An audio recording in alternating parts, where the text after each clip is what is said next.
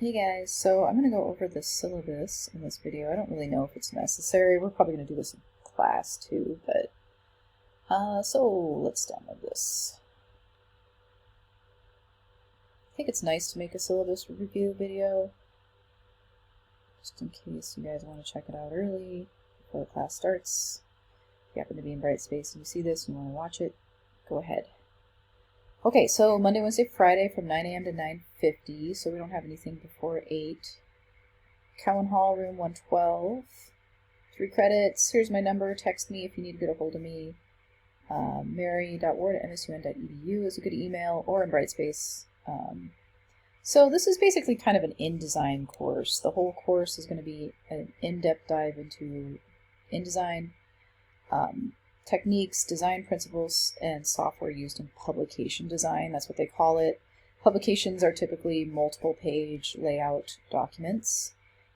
So basically in this course you're going to learn how to lay out those multi-page documents in Adobe InDesign, and you'll be able to lay out brochures, booklets, flyers, multiple page documents. We're going to do a rack card. So you should be able to lay out kind of more complicated, more wordy, very lengthy documents with also a lot of design mixed in, like magazines, things like that that are designed using InDesign. You're going to learn how to do that in this course. So we're going to have some critiques. We're going to do feedback on rough drafts as usual. We are going to have a couple of demos for students as well throughout the semester. So you guys will present to the class and do some demos on the software, some of the interesting things in the software that you can share with your classmates. Textbook, Graphic Design School, Principles and Practice of Graphic Design. This is maybe going to be a little bit of a review of some simple things for you guys, but it's a good one to have on your shelf, and it's a good one to read and just kind of really solidify some of those things that we cover, honestly, in Joel's classes cover some of the design principles that are in this book, and also the 231 course actually covers quite a few of the things covered, but it's that kind of stuff that you really need to go over again and again to really get it solidified, so you know the principles of design. So print ISBN, the e-text ISBN, it's a 2016 book, so it shouldn't be too expensive, the 6th edition. The bookstore on campus should have it. You can order it from Chegg, Amazon, like whichever one you think, whichever one you like to use, really. But make sure you get that before class starts, because we will start chapter 1, I believe, maybe even in week 2. So you want to get that picked up pretty quick, or ordered really quickly. 8.5 by 11 sketchbook is a strongly suggested materials. Personal computer is a good one to have. Adobe InDesign, possibly if you have a laptop. You might want to get that, unless you just want to work in the Mac lab, which is possible. But it's nice to have the software at home so you can work at home. Grades based on the following: so quizzes, discussions, assignments, demos, things like that, worth 30%. Attendance, 10%. Rack card project, 10%. Magazine spread project, 10%. Brochure project, 15%, because it's a little bit more complicated. Book cover project, 10%, and booklet project is 15%. The booklet project is also a little more complicated, so it's worth more.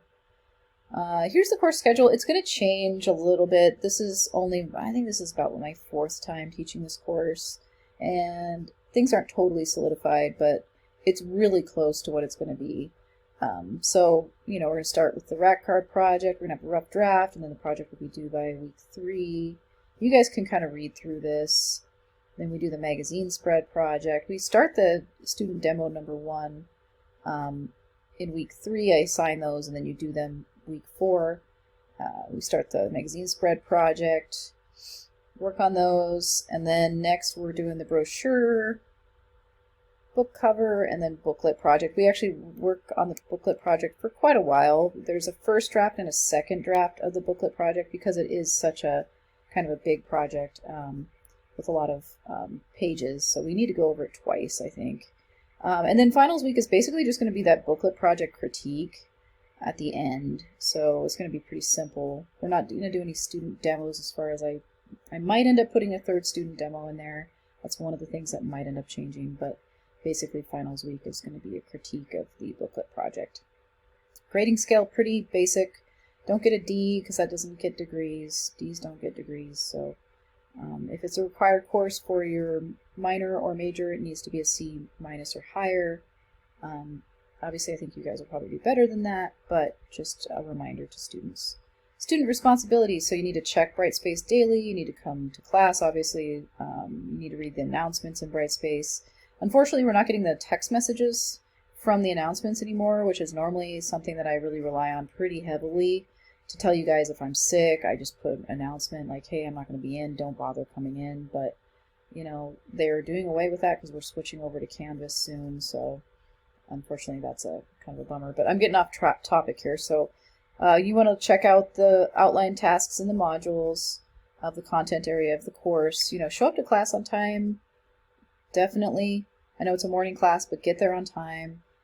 Stay for the entirety of class. You know, one person leaves and the rest of them think that they can leave too, and then I'm sitting there with an empty course or an empty class, and it's like, you know, I know you guys need help with things. I know you guys need to be working on your projects, and during that time, you know, use class time. Use it to work on your projects, you know, participate in activities or discussions. Ask me questions if you have any. It's the fastest way to get your project squared away is to be there in person and ask me when you need help. Projects make up a sizable percentage of your overall grade, so, you know, work on them in class and ask me any questions you can have, and use class time to talk to your classmates too and ask them what they're doing, and oh, how did you do that, or this is how I did this, and you can show each other things. I mean, it's a great time to collaborate and get inspiration from one another. Late assignments are accepted, but they are cut down a letter grade for being tardy, and then every week they drop another letter grade. Don't miss projects. Try to get those in on time because they do make up a large percentage of your overall grade for the course. I just want to say I really like it when everybody gets to working on time. It makes my job a lot easier. It makes it a lot easier for you too if you can just be on time with things. It's just much more enjoyable for everybody if they can just get everything on time. Attendance, like I said, attendance is very important. I will keep track of your attendance in Brightspace. It's worth 10% of your overall grade. I do enter in 2 attendance grades, one at midterm and one at the end of the year. Don't miss more than 5 classes. Otherwise, your grade will drop automatically a letter grade. These 5 absences, you know, these count for sick days and, you know, vacation days. It's kind of like work. So don't miss class. Really, the only thing you should be missing class for is if you're too sick to get out of bed. Honestly, like, you know, it's not a time to sleep in because you're tired, you didn't go to bed early enough. It's not a time to just skip because you don't think you need to be there, or if you have an appointment, you know, like, don't make appointments during class time unless it's some sort of emergency, which you would need to talk to me about beforehand. Like I said, the only reason you really should be missing class is if you're really not feeling well enough to get out of bed. If you're over 15 minutes late, you will be counted absent. I will take attendance at the beginning of class, and I will start taking it at the end of class if people start leaving early, because I can't have people leaving early. It just ruins the whole class. One person leaves and the rest of them walk out too. So yeah, like I said, use class time to ask questions, talk to your classmates about what you're working on, work on your projects, complete assignments, do the quizzes. If there's genuine extenuating circumstances, just let me know, and I will, you know, consider exceptions to the rule, obviously, but you do need to have a really good reason for missing class. Office hours this semester are probably going to be from 10 a.m. to 11 a.m., which is after this class for an hour, Monday, Wednesday, Friday. Before class I may be available, but I doubt it because it's going to be at 9 a.m., so I'm probably not going to get there super early. I might get there at like 8:30 maybe, 8:40 most days. My office hours in Pershing Hall, I am in my office periodically throughout the week, so just text me if you want to meet me outside of regular office or class hours. But basically my office hours are Monday, Wednesday, Friday, in the Mac lab from 10 a.m. to 11 a.m. Academic integrity misconduct code right here, accessibility statement. Jonna can help you with any kind of testing if you think you have a learning disability. She can help you get that figured out. Tutoring, they can help you with, math, writing, computer help. Brightspace technical support. Jason and Brittany are great for that. I do have a little disclaimer. I do reserve the right to make modifications to this information throughout the semester. The main thing that might end up changing is probably some of the schedule might end up getting changed around a little bit, but for the most part, this is a pretty good draft of what this semester is going to look like.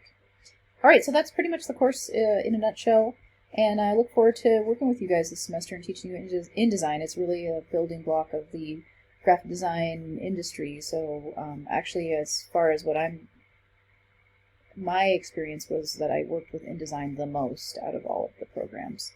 And then probably next was maybe Photoshop and then Illustrator, but I guess it kind of depends on what you end up going into.